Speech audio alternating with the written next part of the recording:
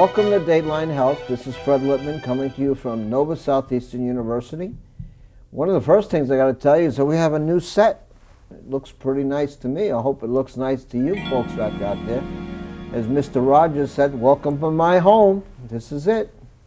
We have an interesting conversation today about something that we get a lot of notes and letters on, and that's patient safety in hospitals. And people say things that sometimes are, I think, erroneous, and we're going to get to talking about them. Let me introduce our guests. First, we have a nurse professional, and I always will put it that way first, Debbie Falk. Falker. I apologize. I made a terrible error. And you're the COO at Imperial Point Hospital, and you're involved with patient safety, and you're the patient safety officer. Mm-hmm. And before I say anything, I know that Imperial Point Hospital just got a 100 in a JCO, which is, explain to the people what that is. It's an accrediting body, Joint Commission accrediting hospital associations. Yes. And they're a national association, and they accredited all of the district hospitals in our ambulatory surgical center, and the district got a combined score of 99.2, so we're very proud of that. That's great. It shows the quality and the safety of the organizations. And a lot of that has to do with what I would call the executive management of the district, even though it's not the responsibility of the North Broward Hospital District Commission to be the management, but the reality is that the buck stops right there at the commission.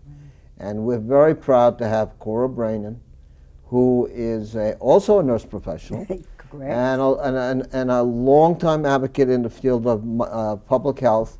And I've had the honor and privilege of knowing Commissioner Braynon for a lot of years. We won't tell him how long.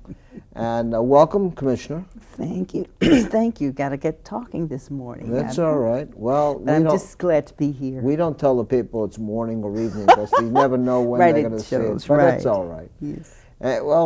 You must be very proud. I know that you're in your second term on the commission? That is correct. This is the first year, the fifth year of now an 8-year term. Well, that's wonderful. So I was reappointed by the governor last summer. Right. And not only is it an honor and a privilege to serve the district, but it was like coming home. Well, it's an awesome responsibility. People out here sometimes are a little mixed up. They can't figure out what we have here. We have public hospitals, and yet we have private hospitals. And all of our hospitals, we're all sisters and brothers, so we don't want to say anything that's detrimental to any of our hospitals. But the interesting thing about the publicly subsidized hospitals, because they're assisted hospitals. Yes, and we need to stress that part of assisted. They're assisted hospitals because a good portion of your revenues come from what people would know as traditional hospital care, payment by insurance, Medicare, things of that nature. Right. But the important thing is that a lot of people in the community can't figure it out because they walk into a wonderful hospital. We'll talk about Debbie's hospiel. Can I call you Debbie? Absolutely. You don't mind. Since I messed up your last name, Fialka. But Debbie's hospital, Imperial Point Hospital, we were talking just before the show. It's got that feel, It feels just like a private hospital in the suburbs of Chicago, Illinois, or Long Island, New York, or in suburbs of Massachusetts and Boston and Cambridge. Although a lot of your hospitals feel the same, but they all have different personalities. But people don't look at them as, in quotes, public hospitals. And I think that's something we really need to stress, because we take a Broward General, and everybody thinks of Broward General as a, quote, a county hospital with all the you would say, negatives that they would think of a county hospital. But we must stress that our hospitals are tax assisted, that we must collect fees from our paying patients to pay for the care, and then we're the safety net for those who cannot pay. we take everybody. But yet we want to treat them as if they were in the Taj Mahal, the best hospital in the world, regardless of how they're paid. So that's a banner that we really want to carry, that yes, we're tax assisted, but we provide care to everybody at a high quality.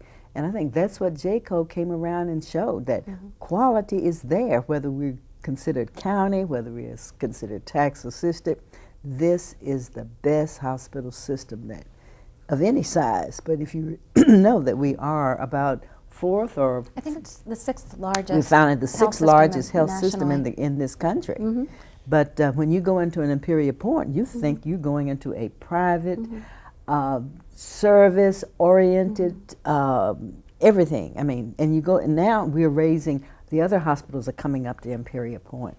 Well, you know, it's an interesting thing because, again, I want to stay on this before I get to the real subject about it. Just stay with us, folks. But I think this is important on this issue because Broward County is very interesting in the fact that we have two hospital districts.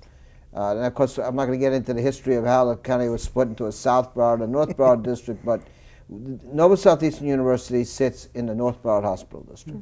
And we're very proud of our long-term affiliation, which is an education affiliation, which brings, as stated by your commissioners, both past and present, a sense of care and a knowledge that brings a quality which is related to the educational partnership. But I will tell you that I travel all over the country and in my capacity as an educator, and that people wonder why our public, in quotes, hospitals, which are tax-assisted hospitals, are not considered to be like the Bellevues or the LA County hospitals or the Cook County hospitals, places like that. And I always say to them, it's because both of our hospital systems, I think, try very hard to give respectful care.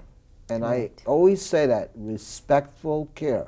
And that means that when people walk into our hospital systems here, and again, I am nothing against all the hospitals that are here. They're all brothers and sisters as far as hospitals are concerned. But if people are not demeaned or denigrated based upon the fact of who they are, you know, whether they speak a different language, they're people of color, or whatever it is, you know, paying, non-paying, or otherwise, they're going to get what I would call respectful quality care.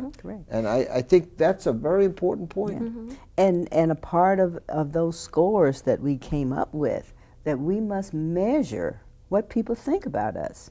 That our patients that come in, whether we must give them a written statement, ask them to tell us what you think about the care you received here. And that is a part of our all of our quality assessment. We must ask. What do you ask the doctors? What do you think about it? You know, we asked everybody, what do you think about your care here, or your contact, or whatever reason you were here? What do you think about it? And that is rated, and we take it very serious. Well, let's get to the subject matter. And we're finally there, folks. We're there. And that is patient safety. And nurse professional, Debbie Fialka, not only are you COO at Imperial Point Hospital, but your focus, your important area is patient safety. Tell us what a patient safety officer does. We ensure that the processes, that the things we do in the hospital will have successful and positive outcomes. We try to look at not people who might make mistakes or have medical errors, but we look at processes that go into doing that. For example, if there's a variation in an outcome that we want, we look at every step of the way how that occurred, and we try to see what we can do to change that. We like our staff to report any type of variation so that we know what we can do to improve and make things better. The other thing we do is we try to let the community know that they need to be involved in their care. We feel strongly that if patients know who their doctors are, what medications they're on, that the more informed they are, that the better the outcomes. And Cora and I were talking yesterday, sometimes patients don't take an active role in their care. And a nurse might come into the room with a blue pill, and usually they take a yellow pill. Well, they need to take some responsibility and let the nurse know. We feel it's a look at everything we do in the hospital to ensure that there's safety. Well, let me tell you, let me try to offer some comments to you, both of you, as to what we hear from the people out there. The people out there, people watching, will say, well, you know, I don't understand. I get all these incredibly complex hospital bills. And then when I, you know, because especially people who are on what I would call private insurance, all right? Usually a lot of folks who are on Medicare or Medicaid, not because of the fact that they're not interested, but many people just, you know, let the system take care of itself and they move on. And I always have, in another part of my life, I always caution people that don't just sign, you know, releases, you know, or find out what actually is going to happen, you know, communicate with the health professionals. They're there to help. I know that they're there to help, and everybody says, well, they don't have time, people don't want to pay attention. I don't find that to be as accurate as is portrayed by the media. And here we are, this is the part of the media. And but I think there are a lot of people out there that'll say, well, I got a bill and it said that I paid $6.50 for a Tylenol, all right? But what you just said about the green pill versus the blue pill, et cetera, really is something that worries the people out here. They say, well, if I'm paying that kind of money, why should I have to worry about the green pill versus the blue pill? So I'm throwing it at you. I know what the answer is, but you give it to me. It is well known that medical errors do occur. There are so many process steps into just giving one little blue pill. From the minute the doctor prescribes the drug, is it the right dose? Is it the right drug? To the time the orders are received, they're transcribed onto the nursing orders, the pharmacist receives it, the person who packages it puts it in a drawer, the nurse takes it out, is it the right pill? There's so many steps involved that we need to look very carefully at that, and we do. But there's always a human factor involved in hospitals. And we can't just tell nurses, be careful. We have to set up the processes for them to make sure they do the right thing, and they can do the right thing. Well, again, Cora, you know, Commissioner, I apologize. Yes, Look, Fred, we have been back, so you can call me I Cora, know that, whatever. but you're still Commissioner, Yes, so I want to call you okay. Commissioner. But you know, I mean, working in the public health system for a lot of years and being involved, you know that there's always been medical error. And a lot of times the medical error is due to an inability to seek or receive communication. Well, that's possibly so, but I think now that with all the sophistication, you know, we go into the hospital and all the machinery, but we still have to have humans involved. And anytime you have humans, and you got to communicate, whether it's we cut down little things like, you know, the old days of the phone orders. Well, we've had to put in a process that will assure that that phone order is heard, transcribed to 3 or 4. Anytime you add another person in the layer, there's an opportunity for error because of what? Communication. So that we've had to put these processes in place that will assure that she heard the right thing, she wrote the right thing, it got to the pharmacy is the right thing, and then back up. So therefore, again, in educating the patient, I guess we want people to question. You know, before we didn't question the doctor, we didn't question the nurse, we didn't question who came into the room. We want our patients, and I say patients sometime, clients sometime, but we want them to question. It's not questioning our authority. It's not questioning our knowledge. It is a question that we want to welcome, because then we know that that person is not only aware, but also they're going to help us do the right thing. And anytime you get a partner, you know you can do better and get the thing done right. Well, and I've always felt, and you know, you all know that in my previous life I was a pharmacy practitioner, and I was involved in pharmacy practice for a lot of years. And many years ago, when I started to use patient profiles, it was all because of really medication. I wouldn't say medication error, but it was the avoidance of medication error because of it was the contraindications and the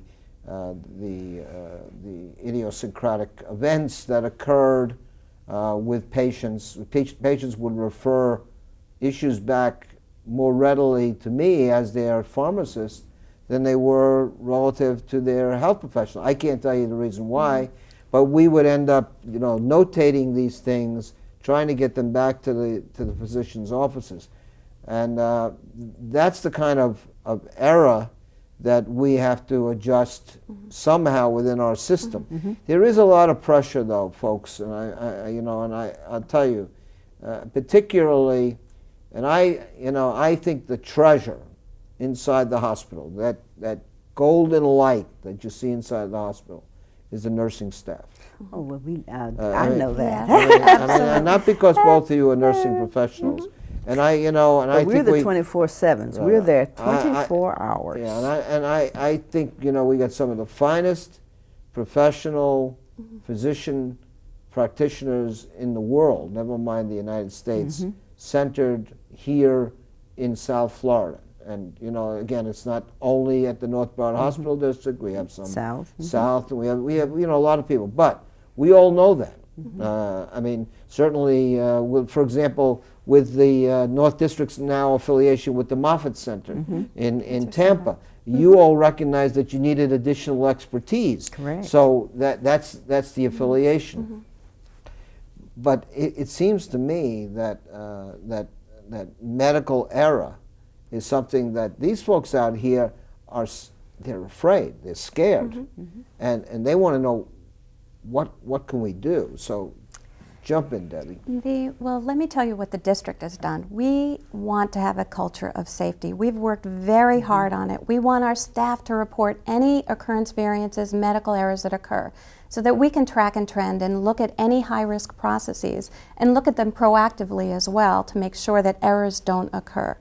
But the way we can partner with the community is to, again, be involved in their care, ask questions, know what their medications are, be a part of the decision-making team. They're the central figure in healthcare, and the only way that we can ensure that we take good care of them and we have good outcomes is for them to be involved. And Cora, Commissioner, it's a habit, Cora. Commissioner, you know that the district is very proactive in trying to produce a little bit more knowledge for their nurse professionals. I mean, you are a partner, along with the South Broward Hospital District, in a new, exciting new nursing program we have here at Nova Southeastern, and trying to first upgrade our RNs with a baccalaureate degree. And of course now we're into the full generic and masters, but that's just starting. But there's a lot of pressure in the district relative to keeping your nurse professionals there. But not only keeping them up to date in their knowledge and practice, but I mean, just having nurses, that is still a serious problem in this country, is our nursing shortage.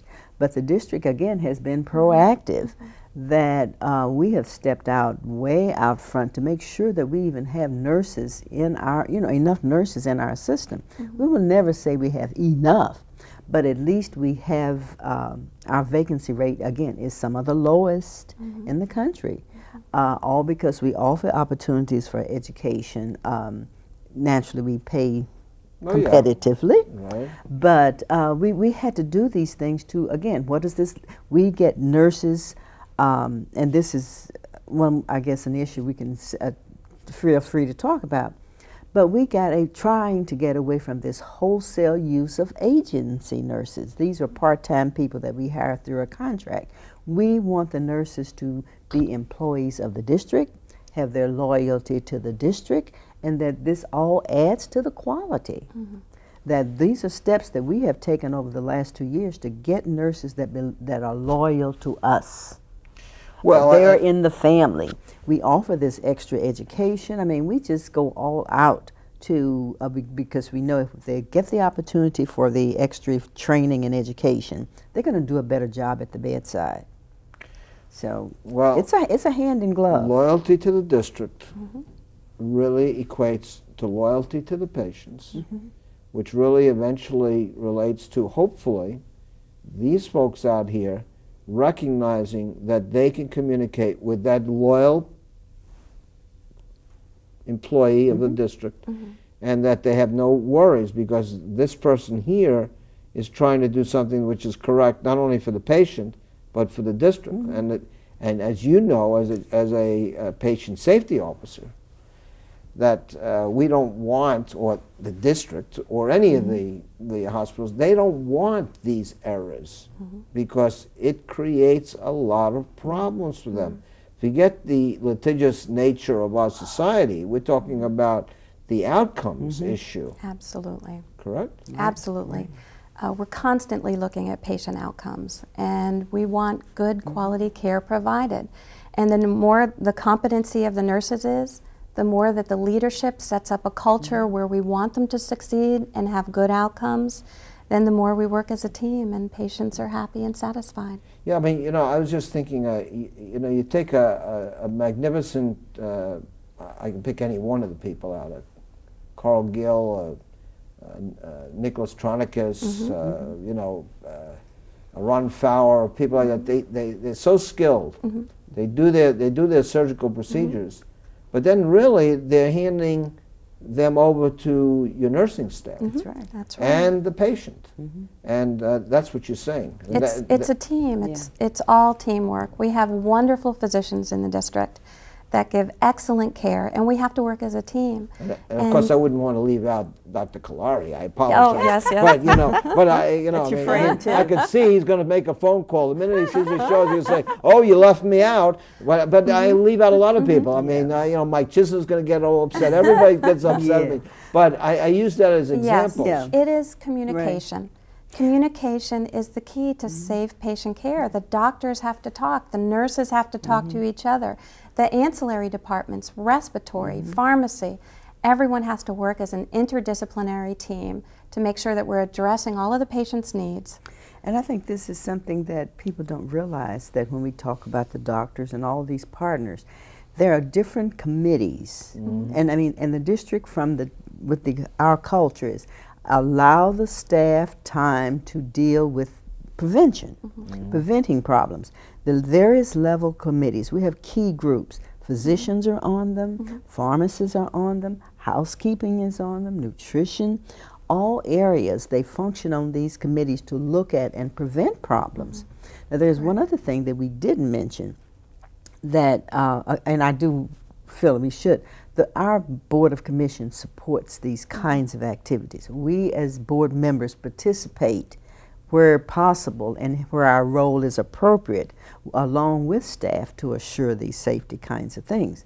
But I think our physician participation, and people may not realize this, but we have physicians and they give up of their time to come in and be on these committees to study these issues as partners. And the board supports this.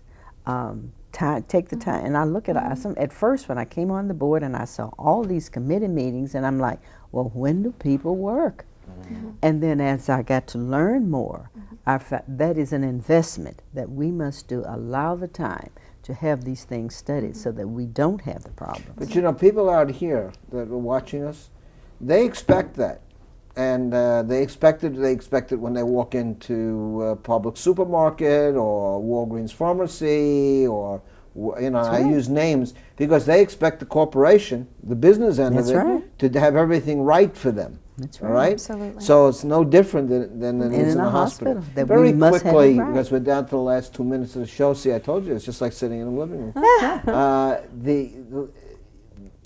Debbie Fialka, tell me, when a patient, and most often, not all patients come in emergency. A lot of people know that they're coming into the hospital, or even under duress, they come into hospitals. I'm talking about medical duress. What would you suggest they do besides just communicating with their physician? I'd say when they're coming into the hospital, have a list of all the medications that you're on. Know what your diseases are that you have. Make sure you tell your nurse that, and your doctor as well. They need to have the full picture of every type of healthcare you've had in the past, and communicate this, because you never know when something that you leave out would be very important for the physician. Including Over-the-counter drugs, over-the-counter and drugs, alternative Absolutely. and the medicines. nutraceuticals, That's right? right, correct. See? I knew- Absolutely, as a pharmacist, No, you know. I know the commissioner was going to hit me because Yes. she did for so many years in public health. That's what happens because a lot of people self-medicate. They don't get to the physicians. Commissioner, what I know that the commission is working very hard to continue the tremendous success of the district. I know you're getting ready to open up a huge new 400,000 square foot facility At Broward General, the Yes. new Broward General. Yes.